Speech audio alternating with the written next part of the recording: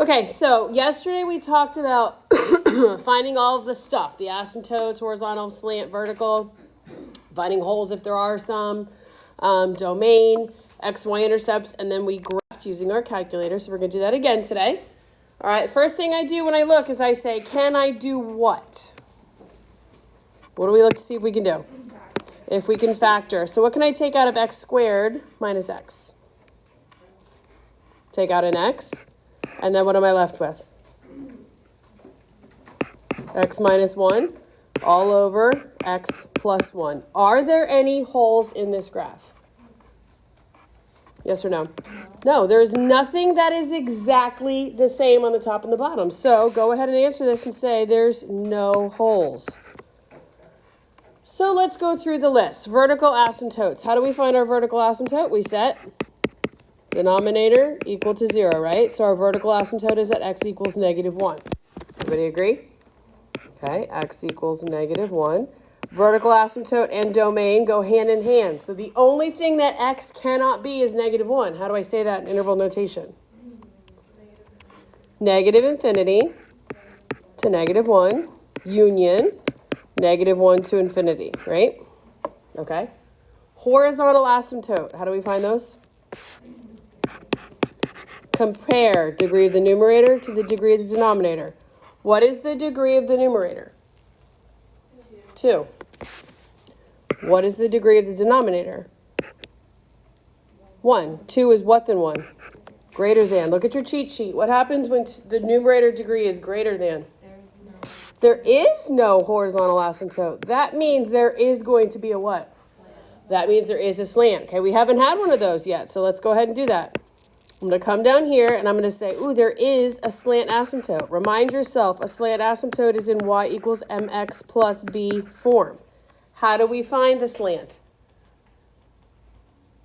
Long division. So on outside of my division is x plus 1. On the inside, I have what? X squared minus x. And I'm just going to say plus 0, just so I have everything accounted for.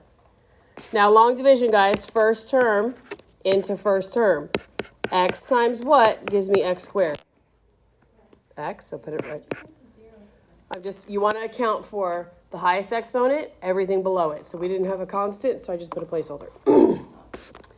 So get your subtraction ready before you multiply. So x times x is x squared. X times positive 1 is plus x. Everybody agree? Okay. So before I can go ahead with my subtraction, I have to distribute, distribute, distribute.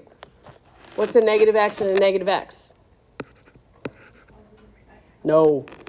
Negative x minus x. Minus 2x. Good. What happens with x squareds? They cancel, and then you bring down your plus 0, your constant. And then we go again. First term into first term. X times what gives me negative 2x? Negative 2, so minus 2. Go ahead and get your subtraction ready. You don't really have to do this step, but go ahead. Negative 2 times x is negative 2x. Negative 2 times 1 is minus 2. Before we subtract, we need to do what? Distribute, distribute, distribute.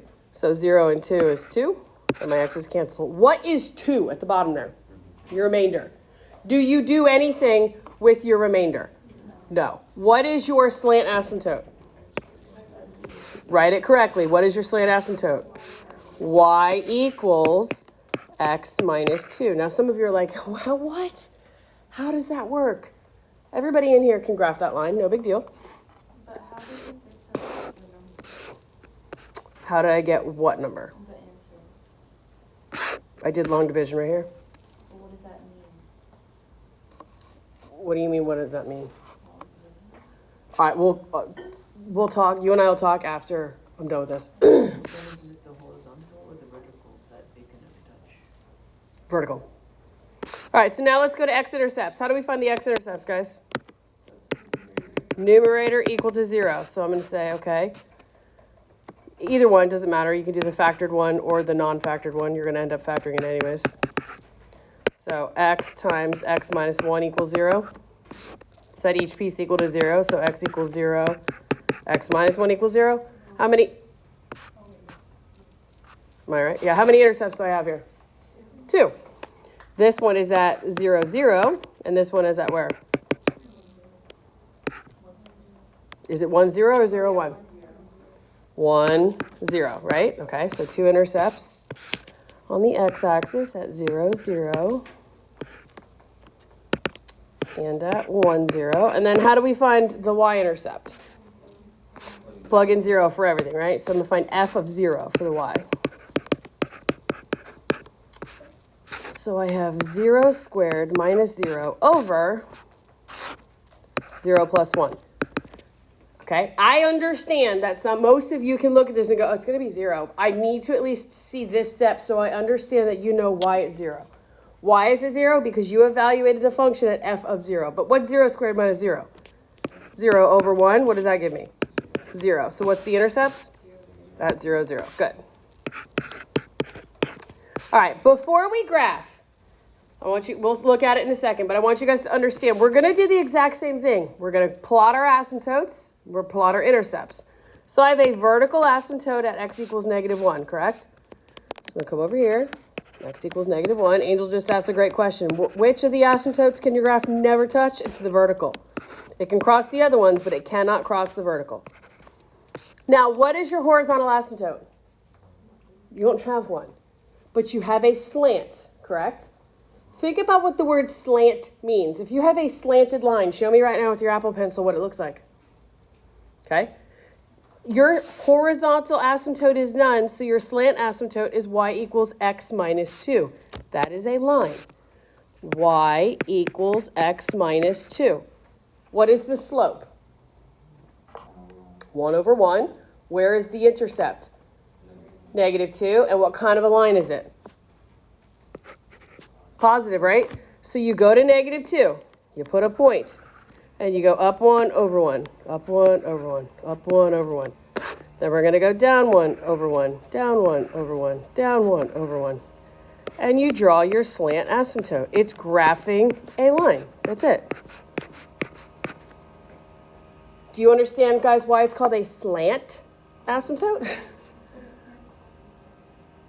That's an asymptote. It's just a boundary line. That's not your graph. So now let's plot our intercepts. Where are my intercepts? 0, 0. And 1, 0. Okay. What else? Anywhere else? Do I have any others? All right, so now you guys are like, what in the world? Now, again, in my pre-cal class, I'd say, okay, guys, let's pick some points to the left and the right. You don't have to do that. Let's grab our calculators. Let's grab our calculators. Hopefully we remember how to do this. You hit y equals, then hit alpha y equals. That n over d button comes up. Hit 1. And then plug in this rational. So x squared minus x, arrow down, x plus 1, and hit graph. If you have a question about anything, let me know. So now you guys hit graph, then you hit table.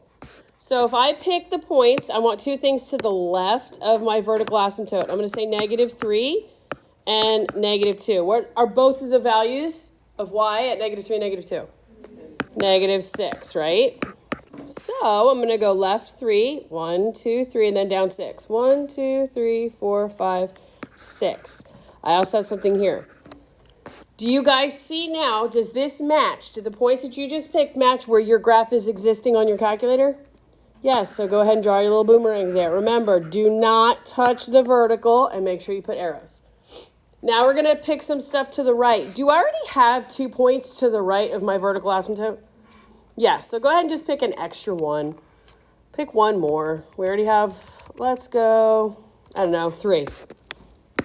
At +3, what is your y value? 3 over 2, right?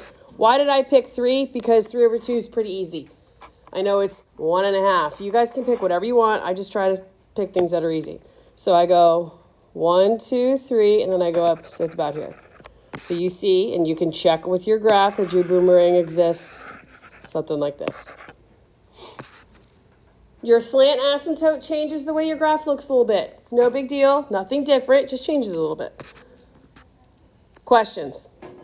I don't know where you put Okay, ladies and gents, let's go on to number 6. I want to finish the last two so you guys have some homework time. What can I do first? What should I do first? Always, always, always, always, always. I see if I can factor. So let's go ahead. Can I factor the numerator here? Guys, I need you to stop talking and pay attention, please. Can I factor the numerator? Yes. What can I break this down into? X minus 2 and x plus 1.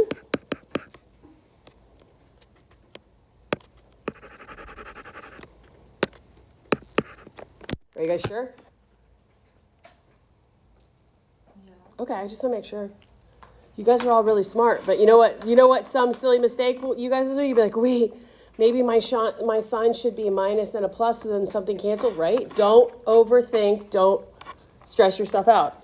Use your math brains. You guys are all smart. Are there any poles? No, because there's nothing on top and bottom that's exactly the same. So let's run through this nice and quick. How do I find the vertical asymptote? Denominator set equal to 0. So my vertical asymptote is at x equals 1, which means my domain is what? Negative infinity to 1 union 1 to infinity. It's everything but that vertical asymptote. Why? Because when that vertical asymptote, if I plug in 1, what happens to my denominator? It becomes what? 0. Okay. So let's talk about our horizontal asymptote. Compare numerator and denominator. What's the numerator degree? 2. What's the denominator degree? 1. 2 is greater than 1. So what's your horizontal asymptote? None. Since I don't have a horizontal, what do I know I do have? A slant. How do we find a slant?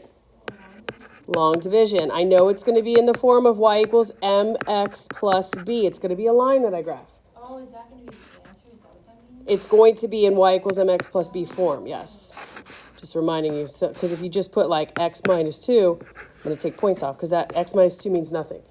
Y equals x minus 2 is a line. So x minus 1 on the outside, x squared minus x minus 2 on the inside. Agreed? All right, first term into first term. X times what gives me x squared? X. So put it up here. Get your subtraction ready before you multiply. X times x is x squared. X times negative 1 is minus x. Agreed? Okay, so now before you subtract, what do? Distribute, distribute, distribute. So what happens here? Negative x and a positive x do what? Cancel. X squared and negative x squared do what? Cancel. So I bring down my negative 2. First term into first term. Can x go into negative 2? No. So this would be what? Like a plus 0? Right? If it can't happen, then we would move over. What is negative 2? What's negative 2? It's your remainder. It's your leftover. So what is the equation, guys, of your slant asymptote? Y equals x. Where did you get the 0 from? Can x go into negative 2? How many times can it do it? 0 times. Is y equals x? Why did I put 0? Is y equals x a line? Is it? Yeah. I'll show you exactly where it is in a second, but that is a line. Guys, we factored at the beginning. Were there any holes? No? Okay. How do we find x-intercepts? Numerator equal to 0. So numerator is, we already factored it, right? Can I just say this? Are you guys okay with that? So I have 2 x-intercepts. That x equals negative 1 and x equals 2.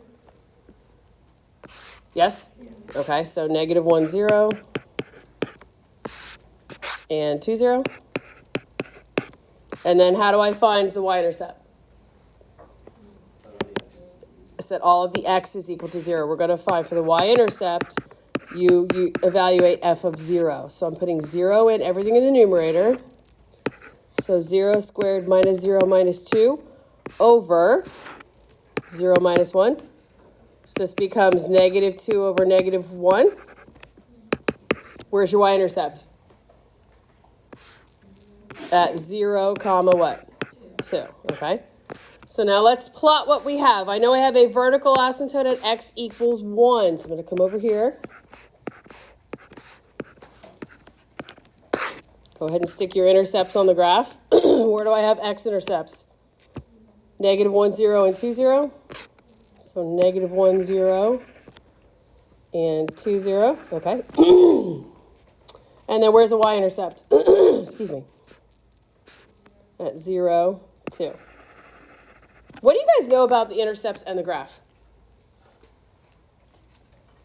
Does the graph go through the intercepts? Yeah, so you should have some idea of what your graph is going to look like in a minute once we put the horizontal or vertical or slant asymptotes, whatever we're missing. What are we missing? The slant asymptote. The equation of my slant asymptote, guys, is y equals x. Some of you are like, what? Well, think about it. What's the constant in this situation? 0. 0, so it's plus 0, right? What's the slope here? 1 over 1. What's the starting point? 0. So I'm going to start at 0. I'm going to go up 1 over 1, up 1 over 1, up 1 over 1.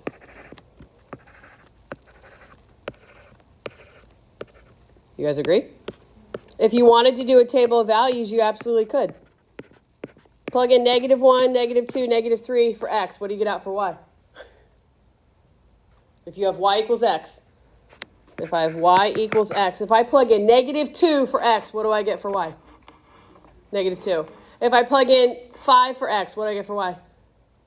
5. It's the same exact thing. But do you now see what sections your graph exists? You should have a boomerang that goes through the pink and the green on the left-hand side, and you should have a boomerang that goes through the pink on the right-hand side. But go ahead and throw it into your calculator. Let's do this again together. We hit y equals, then we hit alpha y equals. That n over d button comes up. Hit, and then plug in x squared minus x minus 2. And then underneath that, I have x minus 1. And graph. Okay, this one looks a little different as well. So let's pick some points. You already have 2 points to the left of the vertical. Let's just pick one more. So hit table. How about negative 3? What does your table of values tell you when x is negative 3? Negative 5 over 2, right? I can figure out what that is. So at negative 3, 1, 2, 3, negative 5 over 2 is 2.5, right? Like that.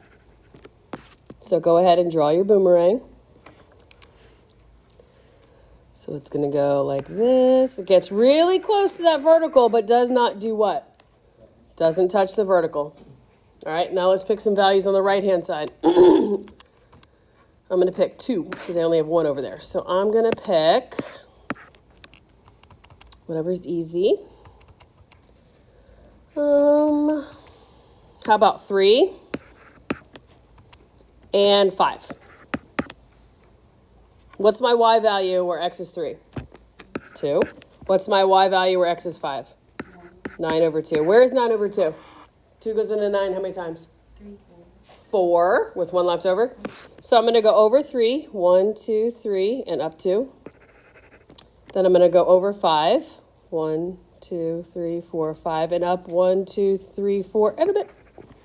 And then I'm going to draw my little boomerang. And again, compare to your graph. Is it exactly the same? No, you guys are doing this by hand. But it should be pretty darn close. How do we feel? One more, and then I'll give you guys the rest of the class time, about 15, 20 minutes to work on the homework. Again, you can skip number 4. What do we do first here? See if you can factor. Is there anything to factor? No. Okay, perfect. So let's just go ahead. Start with the mechanical stuff. Vertical asymptote. How do we find that again? Denominator equal to 0. So my vertical asymptote is at x equals 0. Vertical asymptote and domain go hand in hand. So negative infinity to what? Perfect. Then what? 0 to? Good. Very good, guys. Horizontal. Okay. So our horizontal. We're going to compare Numerator to denominator. What's the numerator degree? Denominator degree. 2 is? So what's your answer here? Oh, no, there's not one. That means there is what? A slant. Are there any holes? No, how come? Can't factor it, nothing to cross out. Good. So, guys, let's do our slant asymptote again. Remind yourself, it's going to be in y equals mx plus b. So I have x on the outside, and then on the inside, what do I have on the inside? 3x squared plus 0x. Good. Then what? Plus 1. Why did you guys say I have to have a 0x? You have to have a placeholder there. If you start with x squared, then everything below x squared needs to be accounted for. There's got to be a space for it. So let's go. X into 3x. Well, x times what gives me 3x squared? 3 what? 3x. Okay, no big deal. Get your subtraction ready before you multiply. 3x times x is 3x squared. Now what? Okay, there's nothing else to multiply by, right? So you can put a 0 there if you want to. We are distributing the negative. Perfect. So this cancels. My 0x comes down. And then what do I do with this? I have my plus 1. Just as you would, guys, with numbers. It's the exact same thing. So now we're going to say, okay, first term into first term. X times what gives me 0x? 0. Nothing, right? So plus 0. And then what's that 1? It's just a remainder. It's a leftover. So what is the equation of your slant asymptote? Y equals 3x. Now, if that bugs you, if you're like, that just looks weird, put the y-intercept behind it. What is the constant? Plus what? 0. That's fine. All that means is you start at 0, and what's your slope? 3 over 1. Perfect. Good. Very good. All right, so x and y intercepts, and then we're done. X-intercept. How do I find that again? Numerator equal to 0. 3x squared plus 1 equals 0. So 3x squared equals negative 1. Divide by 3. X squared equals negative 1/3. Take the square root. X equals plus or minus? Oh, good. You guys saw that. You're like, wait a second. There's an imaginary here. What happens when there's an imaginary? What do we say our intercept is? None. Good. It's not 0, guys. What that means is this thing does not touch what? The x-axis. Good. And then how do we find the y? All the x is equal to 0. Good. I mean this with all sincerity. I like when I'm doing stuff and you guys are like, oh, like you're annoyed. Like we've done this a million times. Good. Maybe it'll stick in your brain. So I'm going to put 0 in for everything. So 3 times 0 squared plus 0. No, plus 1, right? Just make that a 1. Over 0. So 0 squared times 3 is 0 plus 1. So I have 1 over 0. What is that? Undefined. What does that tell you about the y-intercept? There is none. Make sure, guys, anything with 0 on top is 0. Anything with 0 on bottom is what? Undefined. So when you talk about intercepts, it's none. It's not happening. So let's go ahead and plot some points. I don't have any intercepts that I can plot, do I? No. All I have are my asymptotes. So I have a vertical one at 0. Again, I'm going to have colored pencils here for you guys, so you don't have to worry about, can you see this, or something like that. I'll be able to. And then my slant asymptote is the equation y equals 3x plus 0. So where do I start? 0. At 0. And then what's my slope? Up 3 and over where? Up 3 and over 1. Down 3 and over 1. Down 3 over 1. So it looks something like this. Okay, now when you draw your boomerangs, your graph should not ever cross the what? The vertical asymptote. And in this case, where should your graph also not touch? The x-axis or the y-axis, which you know it's not going to because that's the asymptote. So let's go ahead, hit y equals, then hit alpha y equals, get that denominator, numerator, denominator to come up. So you have 3x squared plus 1 in your numerator, not 11 that I just wrote. And then underneath, I have x in my denominator. And we're going to graph. Interesting, interesting. Now I need 2 points to the left of your vertical asymptote, and I need 2 points to the right. So let's go ahead and go to table. Let's pick some easy ones. Ooh. Funny story. Okay, let's just do -2 and -1. What's the value of y at -2? -13/2. Okay, that's not great, but it's not awful. And then what do I have at -1? -4. All right, so -2, I'm going to go down -13/2. Well, 2 goes into 13 how many times? 6, and so 6.5. So 1, 2, and then 1, 2, 3, 4, 5, 6-ish.